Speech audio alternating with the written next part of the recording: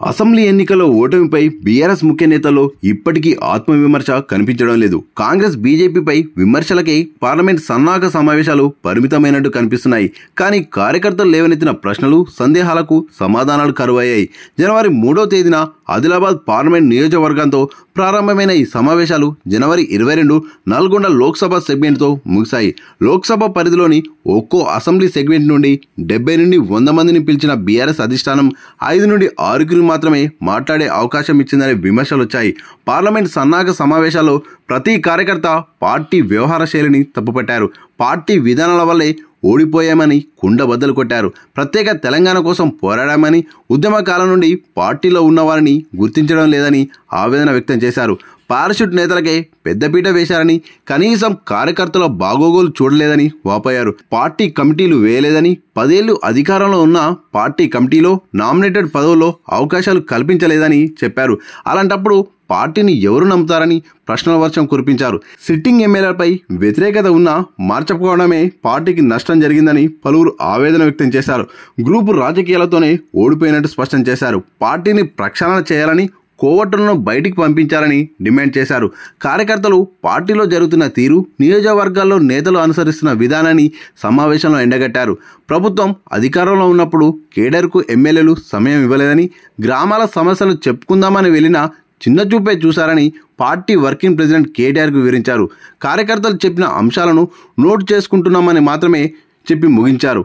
పార్టీని ప్రక్షాళన చేస్తామని, గ్రామస్థాయి నుండి పార్టీని బలోపేతం చేస్తామని, అందరికీ అందుబాటులో ఉంటామని హామీ ఇచ్చారు.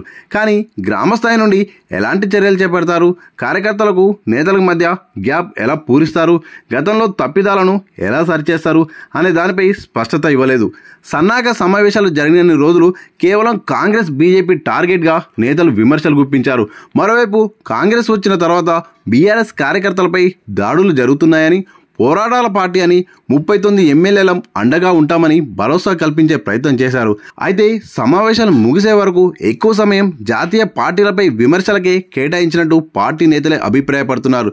కార్యకర్తలు అడిగిన ప్రశ్నలకు సమాధానం చెప్పకుండా పార్లమెంట్లో విజయం సాధించేందుకు సన్నద్ధం కావాలని మాటికి చెప్పడంతో పెదవి విరుస్తున్నారు. ఇక పార్లమెంట్ సన్నాహక సమావేశాలకు వచ్చే కార్యకర్తలకు కిట్ ఇచ్చారు. ఆ కిట్లో కాంగ్రెస్ 420 హామీలు, బీఆర్ఎస్ ప్రగతి నివేదిక, పార్లమెంట్ పరిధిలో బీఆర్ఎస్తో పాటు కాంగ్రెస్ బీజేపీలకు వచ్చిన ఓట్ల శాతాన్ని పొందుపరిచారు.